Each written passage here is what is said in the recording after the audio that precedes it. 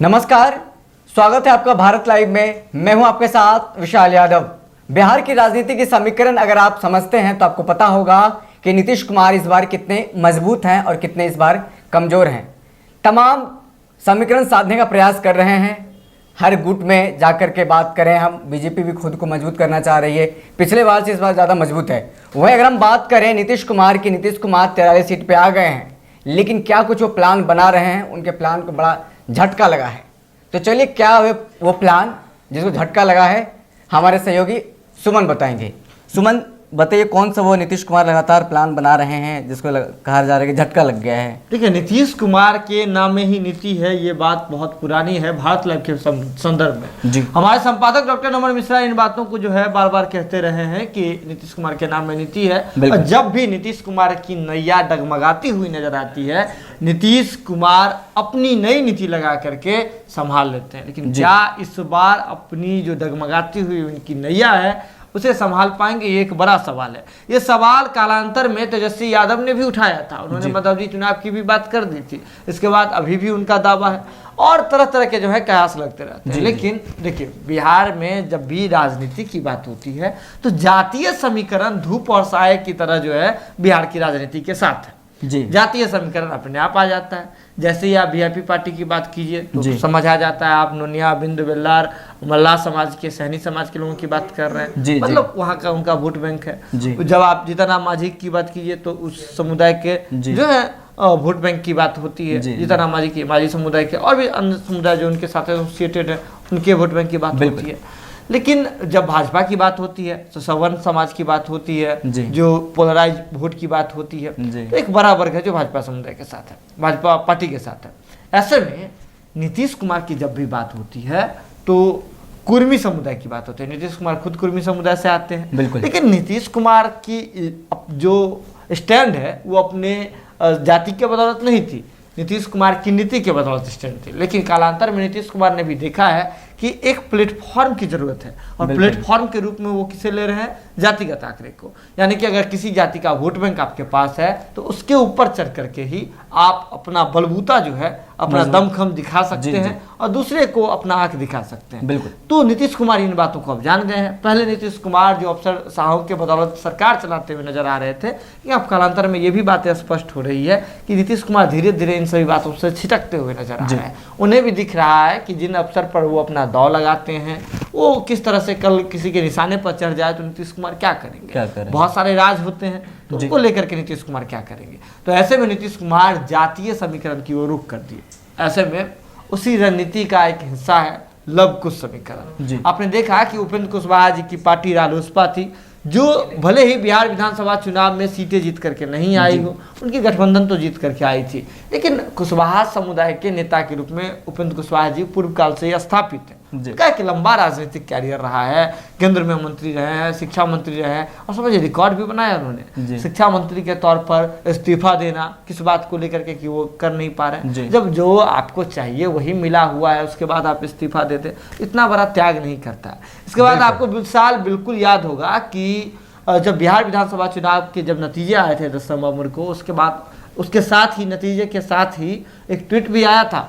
हम ट्वीट की बात करें तो उपेंद्र कुशवाहा का वो ट्वीट था जिसमें उन्होंने कहा था कि हमने चुनाव हारा है, हौसला नहीं आ रहा है, हिम्मत नहीं आ रहा है। लेकिन हमने देखा कि किस तरह से अपनी राजनीतिक महत्वाकांक्षा को देखते हुए और उम्र को देखते हुए या जो कुछ भी समीकरण थे नीतीश कुमार में आस्था दिखाते हुए उन्होंने नीतीश कुमार का प्रस्ताव, जदयू का प्रस्ताव स्वीकार किया और जदयू में ही आस्था दिखाते हुए खुद अपने, होता है ना कि किसी की भक्ति में आप इतना लीन हो जाते हैं कि अपना सब कुछ साम्राज्य जाके उनके चरणों में स्थापित कर देते हैं, समर्पित कर देते हैं। तो इसी तरह से उपेंद्र कुशवाहा जी ने किया। और उसके बाद जो नीतीश कुमार जी आए तो उपेंद्र कुशवाहा जी उस प्रेस कॉन्फ्रेंस में जहाँ मिलन समारोह हो रहा था, यूँ कहिए विलय समारोह हो रहा था, उस दौरान उपेंद्र कुशवाहा जी एक बात कहते हैं कि यहाँ मैं बिना किसी शर्त के आया हूँ, मुझे कुछ नहीं चाहिए। नीतीश कुमार जी का मैं एक सेवक हूँ, जदयू का सेवक हूँ, वो जब चाहे जहाँ चाहे वो यूज कर सकते हैं हमारी। और नीतीश कुमार जी एकदम चुटीले अंदाज में आते हैं, अपने संबोधन के दौरान कहते हैं कि अभी से, अभी मतलब अभी से, अभी मतलब ये नहीं कि आज के बाद से, अभी मतलब मेरे बात होने के ठीक बाद से उपेंद्र कुशवाहा जी जदयू के राष्ट्रीय संसदीय बोर्ड के अध्यक्ष बनाए जाते हैं। ये बात नीतीश कुमार जी कहते हैं। इसके बाद नीतीश कुमार के चेहरे पर एक अलग तरह का मुस्कान होता है। देखिए भारत लाइव की टीम भी आपको मेरे फेसबुक पोस्ट पे भी दिखा होगा और अलग अलग जगह भी देख रहे होंगे कि हमारे ऑफिस का जो 3rd फेज है उसका रिकंस्ट्रक्शन और डिजाइनिंग चल रहा है। तो ऐसे में जो भारत लाइव पे अगर खबरें कम आती है तो इसका वजह ये भी है कि ऑफिस इस हिसाब से इंगेज है, डिजाइनिंग जो पार्ट है वो मैं खुद संभाल रहा हूँ। तो ऐसे में देखिए उधर नीतीश कुमार जी भी अपने पार्टी का रिकंस्ट्रक्शन करते हुए नजर आ रहे थे। हमारे ऑफिस में जिस तरह से एक पीला कलर लगा है, तो पीले कलर से क्या होता है कि खिलता हुआ सब कुछ दिखता है, हैप्पीनेस का एक प्रतीक होता है। तो ऐसे में नीतीश कुमार के चेहरे पर वो पीला कलर की जो खुशी है वो दिख रहा था। नीतीश कुमार जी को लग रहा था कि उन्होंने अपने पार्टी में रिकंस्ट्रक्शन किया है और पार्टी नीतीश कुमार जी को जो चाहिए था, जिसको लेकर आरसीपी सिंह को उन्होंने बनाया था कि जातीय समीकरण मजबूत कीजिए, ग्राउंड स्तर पर अपना एक प्लेटफॉर्म बनाइए, तो उन्हें लग रहा था ये कुल मिलाकर के ओवरऑल 16%, 15 से 16% वोट पर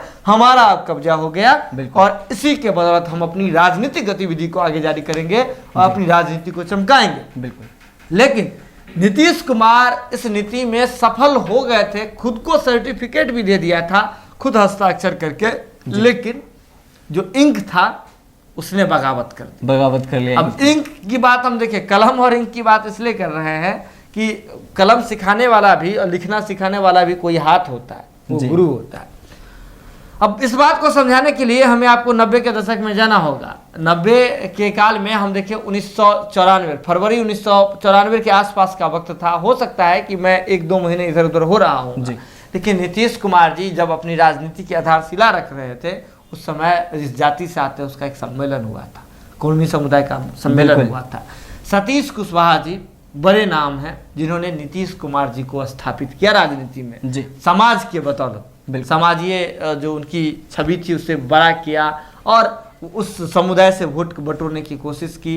और उसके बाद किस तरह से वो कालांतर में राजनीति से सतीश कुशवाहा तो गायब हो गए, गुरु गायब हो गया, लेकिन जो चेला था उसने राजनीति के शिखर पर अपना चांद होता ना कि अपना एक तारा जाकर के पिन कर देना आसमान। नीतीश कुमार जी ने ऐसा किया। अब किसी भी गुरु को तो गर्व करना चाहिए, लेकिन गुरु ने इस बार शिकायत कर दी है। शिकायत इस बार मामले में की है, उन्होंने कहा है कि नीतीश कुमार जी को जो हमने सिखाया था, जिस समाजवाद की वो बात करते थे, जिस सामाजिक संरचना की बात करते थे, सामाजिक समरसता की बात करते थे, नीतीश कुमार जी अब उन सभी बातों को भूल गए हैं। वो बीजेपी के शरण में चले गए हैं, उनका कोई स्टैंड नहीं है, कोई नीति नहीं है। उन्होंने साफ तौर पे बहुत सारी बातों को गिनाया है और अब राजनीति में गुरु आ रहे हैं। नीतीश कुमार का जो मास्टर प्लान था कि लव कुश समीकरण के एक मुफ्त वोट को हम ले लें, उस पर उनके ही गुरु ने, जो इस समुदाय के गुरु है, हम समुदाय के गुरु नहीं कह सकते, नीतीश कुमार जी को स्थापित करने वाले, उस रैली उस समय रणनीति बनाने वाले जो नीतीश कुमार से पहले नीति बनाते थे, बिल्कुल उस गुरु ने नीतीश कुमार के इस प्लान पर सीधा धावा बोल दिया। हम बात कर रहे हैं सतीश कुशवाहा जी की। सतीश कुशवाहा ने आज पटना के कंकड़बाग इलाके में एक बड़ा सम्मेलन किया है। सम्मेलन के दौरान बहुत सारे लोग जो है जमा हुए थे, एक बैनर लगाया हुआ था, उस बैनर पर जो शब्द लिखे हुए थे उसे सुनना आपके लिए जरूरी है। उस बैनर पर लिखा हुआ था लव कुश अति पिछड़ा संघ मंच माफ कीजिएगा, लव कुश अति पिछड़ा मंच। अब नीतीश कुमार लव कुश को लेना चाह रहे थे। यहाँ बहुत सारे लोग, देखिए हॉल पूरा भरा हुआ था, अलग अलग तरह की बात हो रही थी और वो बस एक ट्रेलर, एक मीटिंग थी। उस मीटिंग में ये बात दिखाई जा रही थी कि लव कुश समुदाय को हमें मजबूत करना है, समाजवाद की बात करना है और इस तरह के लोग, यानी कि सीधा इशारा था नीतीश कुमार के नाम पर, जो हमारे जाति से वोट भी ले लेते हैं, ठगने का काम करते हैं, उनके खिलाफ जो है एक बिगुल बजाना है और समाज में समाज का ही प्रतिनिधित्व रहेगा, लेकिन ऐसे लोगों को रिप्लेस करना है जिसकी कोई विचारधारा नहीं बची हो, जिसमें कोई नीतिगत बात समाज को लेकर के नहीं बची।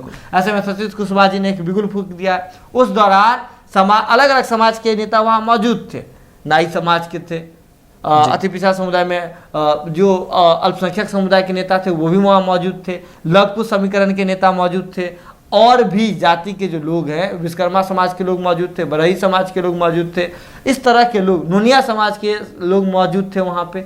अलग अलग जाति के लोग जो पिछड़े समुदाय में आते हैं, लव कुश और पिछड़ा, ये 3 नाम दिया था उन्होंने, तो उसमें बहुत सारे लोगों को समेटने की उन्होंने कोशिश की थी। और इसके बाद 1-2 महीने बाद पटना में एक बड़ी रैली आयोजित की जाने वाली है, जिसका मकसद है उस आयोजित रैली, लव कुश रैली होगी जी, वो। लव कुश और अति पिछड़ा। अच्छा अच्छा। अब देखिए नीतीश कुमार लव कुश पर जा रहे थे और उसी में लव कुश अति पिछड़ा समुदाय का जो एक रैली होगा। अब देखिए अगर मानते हैं कि अगर रैली सफल हो जाता है, क्योंकि नीतीश कुमार के तो वो राजनीतिक गुरु रहे हैं, अगर नीति बनाने में अगर उनका मॉडर्न राजनीति के हिसाब से अगर काम कर जाता है तो समझिए नीतीश कुमार जी 16% 15-16% पर बात कर रहे हैं लव कुश समीकरण पर, उसमें अगर अति पिछड़ा भी जुड़ जाए और घाटा कहाँ होगा, समुदाय तो वही है, वोट बैंक तो वही है, अगर कुछ को भी वो डिवाइड कर देते हैं तो नीतीश कुमार का एक मुश्त वोट जो है सीधे साथ घटा होता नजर आ रहा है, सीधे कट जाएगा, हट जाएगा। तो कहीं ना कहीं नीतीश कुमार के लिए